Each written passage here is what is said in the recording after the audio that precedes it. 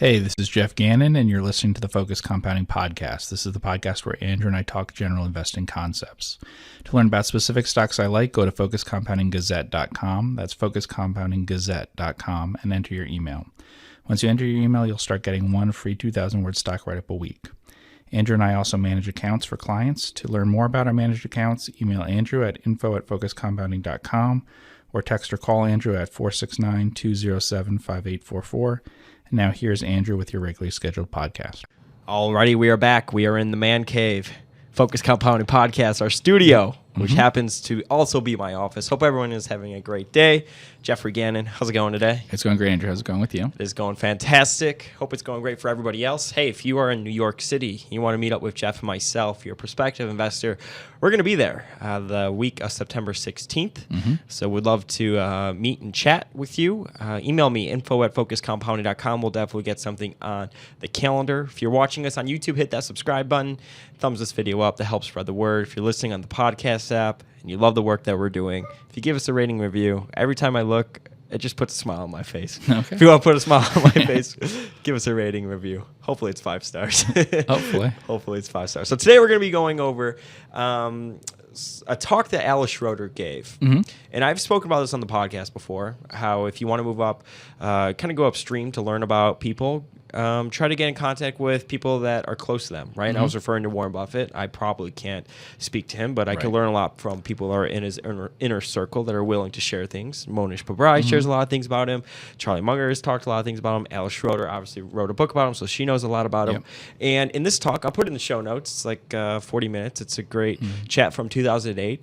She went over the 3 things that he goes through when he is investing in a company. Right. It was in a specific investment was Mid-Continent Tab Card Company. Yeah, that's the way that she demoed it out.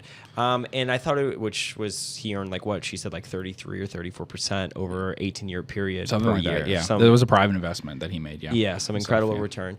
And she sort of just walked through his mindset and his thought process throughout the investment. So I thought it'd be interesting to sort of start from one and go through all of his thoughts, right? Okay. And then see what your thoughts are on it. And the first step that she said that he thinks about, and he does this with every single company, is what are the odds that the business could be subject to any catastrophic loss or catastrophe? Yeah, that's the first one we do. Yeah, it's the first one he does, I think. So, and her point was it's the opposite of how most people think. They think about what's the return and stuff, and then over time they're thinking about, as they get deeper into learning about the stock, what's the risk they could go to zero. Yeah. He quickly tries to figure out if there's a real risk that it'll go to zero, and then if there is, then he doesn't research it any further. Yeah, and I would say that's true for us too. That means certain industries, they're not going to be a lot of, you're not going to look at a lot. Like which ones would you not automatically? And almost never buy a retailer. Yeah. And I mean, you could, for the people that know the whole Sears situation, right? Sears, he was asked if he would ever be interested in Sears, and he just, said the question, can you think of any retailer that has had issues and sort of rose from the dead and came back? Right. And he's like, I can't. Right. So that's kind of him in real life going through that step one that she just referenced. Yeah.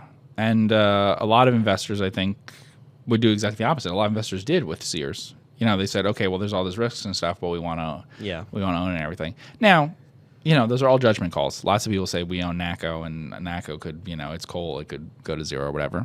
We have reasons why we think that that's not likely, and there are reasons that I saw in the first 5 minutes of learning about the company, so that's why I kept researching it. Normally, it's true that if you had a highly leveraged coal company or something, I wouldn't keep looking at it, but there were reasons with contracts and things that I decided to keep looking at NACO. So Buffett's bought insurers and things that he figured were safe, when other people might say, well, how do you know about that, about an insurer or a bank or something? So it depends on what your circle of competence is and things like that probably too. Yeah. It generally means avoiding huge amounts of debt and stuff like that. It definitely means avoiding companies that have potentially huge amounts of competition or compete against really tough companies. In the case that she was talking about, the reason why he wouldn't do it is because they were going head-to-head with IBM. So he said, no, I don't want to invest in a company that's going to be competing with IBM. Now, even though she was saying that, why did he get interested in it then? He got interested like a year later when they proved that they could. When they were going 70% a year? Yeah. Where 30 or 40% net margins? People would buy tab cards from them. So tab cards were cards used in computing, mechanical computing. And so if you want to think of it like I don't know what you compare it to from computing times that people would remember. You know, if you're compared to yeah, I don't know what you compare it to there. But they were necessary to use in all those things. And basically they're how you fed instructions into a computer. The company was able to do quicker deliveries and probably better service and stuff than IBM. IBM was a very bureaucratic organization and probably didn't do those sorts of things well. And so maybe they didn't deliver on time, and then, you know, other problems that people would have. And at the time, you wouldn't have been able to use a computer if you didn't have the cards that you needed to do it, to run whatever things you were doing, whether these were academic things or business things or accounting things or whatever they were using it. So a supply of the cards that you needed being delivered on time and stuff would have mattered a lot to them. Yeah. So that's when he changed his mind, when he saw that people were willing to buy from them instead of IBM. Yeah. And then he saw there wasn't any catastrophe risk, that he saw it wasn't a risk that it would go to zero. And like she did say, you made like 30% a year for like 18 years. Yeah. But I mean, do you see that with what we do in terms of eliminating things right away? Oh, sure. Yeah. I mean, we, in one of the podcasts we did a couple of weeks ago, we actually spoke about, somebody said, how do you guard against like information overload, right? And our answer was, well, actually the companies that we look at, we know that they're all pretty interesting because we have a lot of, I guess you could say, checklist items that sort of mitigate all the fluff for us, or like the fat, you know? Yeah. Well, you could spend a ton of time analyzing companies that might go under, but might provide a really big upside return. Yeah. And on the probabilities it might work, you know? Yeah. But those are very hard to figure out. All the way through to the end of your analysis, you're trying to kind of handicap the odds of it being able to do any of, to have a big upside, and the odds that it'll go to zero, and trying to figure out if the market's pricing in the correct odds. Those are the most difficult always to figure out, is when there's a big upside, but you know the downside is zero. Yeah. Yeah. Next thing she says that he does is she's never seen him do anything involving a model, and he really only uses historical records. That makes a lot of sense. And I mean, that's probably when Munger has said that she's never seen him do a DCF ever. Yeah, and I know that when they've been presented books from investment banks and stuff about, here, can you look at this because we prepared it for you to buy the company. Munger jokes that he usually throws up on it. He doesn't want to throw up on the table or something like that. Yeah. So which would include a model. That's what the investment bank always does, is a model for you about the company and what they're likely over the next 5 years or so to be, what their results are, and they don't care about that. But I do know, in what she was saying, and makes sense, because she said in that video, she said she thinks she spent 2,000 hours with him or something. Yeah. That he does like all the historical financials, because I've seen some things where he emailed someone or whatever and said, give me literally all the financials that you have going back as far as possible when looking at buying a business. So that would make sense. So like really, really old financials. A write-up I just did, Monarch Cement, I used financials going back to 1970. So it's common for us to look at financials going back as far as possible. You can always get financials from public companies that have been public the whole time that go back to the 1990s. So I think everyone would have had to be on EDGAR, which is the SEC website for companies filing their 10Ks and stuff, by about 1995 or something like that. So by now there should be about 25 years of history. Yeah, so you could always find that for companies. And that's one of the first things that you always do in any company that we look at. Yep. Put it all in there no matter what. It's literally one of the very first things. Is you go back and get sales, the EBIT, the free cash flow or net income or something, all the years. Absolutely, And if there's specific things about the company, tons, number of stores, any of those sorts of things, sales per square foot, those sorts of things, you can also find all that and do it. It would depend on the company. Now, why do you think he doesn't really do any sort of projections or anything like that? Is it because when he is handicapping the stock, he wants the margin of safety baked in to the point where if it makes sense without forecasting any numbers or doing any sort of models like that, then it could be a potential good investment? Yeah, because I think it was Hagstrom's book. He actually spoke about you shouldn't need a model to justify buying, a company. Like an investment should pretty much hit you on the top of your head. It should be that obvious. Yeah, I think I said that. I don't remember if I said it on the podcast. I may have. If you literally need to actually use Excel, then don't make the investment. Yeah. I mean, we use Excel to put things in for certain historical things. It's very useful that way. I'm not going to try to calculate 50 years of data on my own that way. But if I look at a sheet that has 50 years of data, I don't actually need Excel to be able to see if it's very consistent or not very consistent, to see if it's made a profit every year or not. I can't think of cases where you would actually need a calculation like that, where you would need Excel or a calculator or anything like that you can do yourself to figure out what the return you need is. Buffett probably does it the reverse way. In fact, I think Alshore said that he thinks of what investment what return he wants, and then how certain is this to get him that return. Yeah, that was basically. the next one. Okay. So we're just going on that. Wants a 15% return today that he feels like is going to grow. Yeah, well, that made sense in the 50s or whatever. Now for him, I mean, maybe that could be true for people listening to this. It's markets are expensive, but if you're working with small amounts of money, maybe. But certainly for Buffett, he has way too much at Berkshire to be able to demand that. What do you think he's demanding? 10%? Maybe. Well, I mean, in the past when they asked him about like discount rates, which I guess is different than this, I mean, kind of probably thinking about it the same way. Yeah, but I mean, if you think about it, the premium that 10% would be over the 30-year Treasury today. Well, sure, it's a lot. But that's not very. It's actually not. 10% and 15% are pretty similar.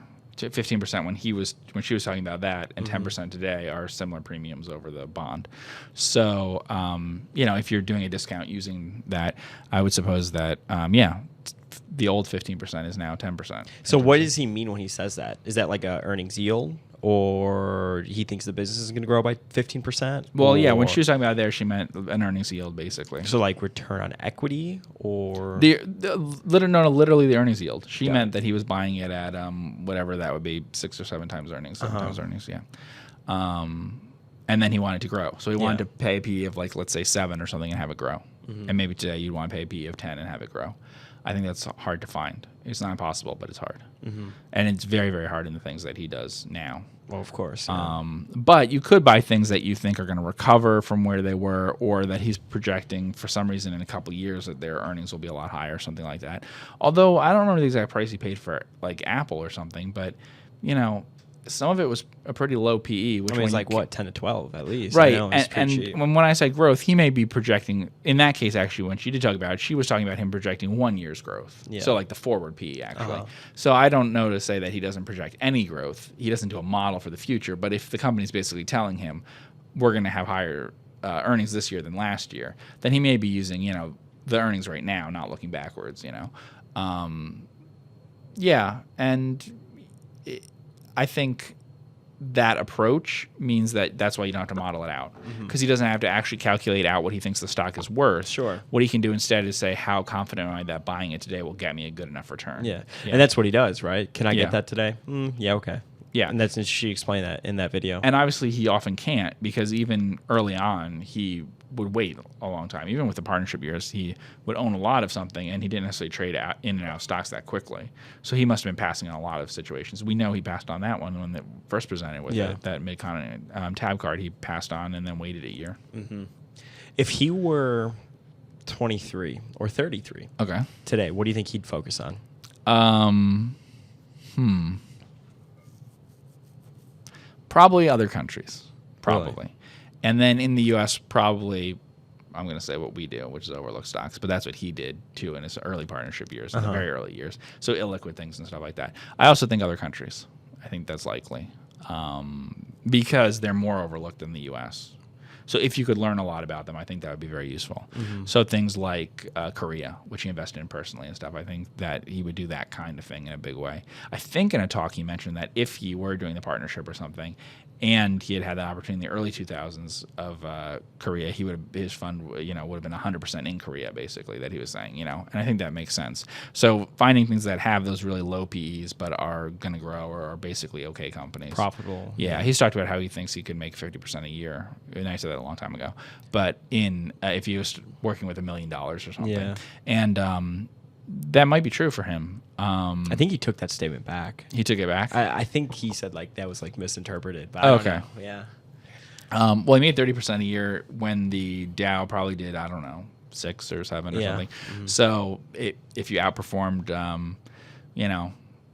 I don't know exactly. I mean, there's some things where, in Japanese nets, you probably could have made 50% a year. That's not impossible. He probably could have. Yeah, I bet that's true. With the kind of extra work that he did. If you read The Snowball, the amount of work that he did to find not just a net or something, but the best net and stuff. Yeah, he really learned a lot about them. So I won't rule out that he could have earned 50% a year on $1 million even today. Sure. But I think that he would definitely focus on much less well-known and be very things. concentrated.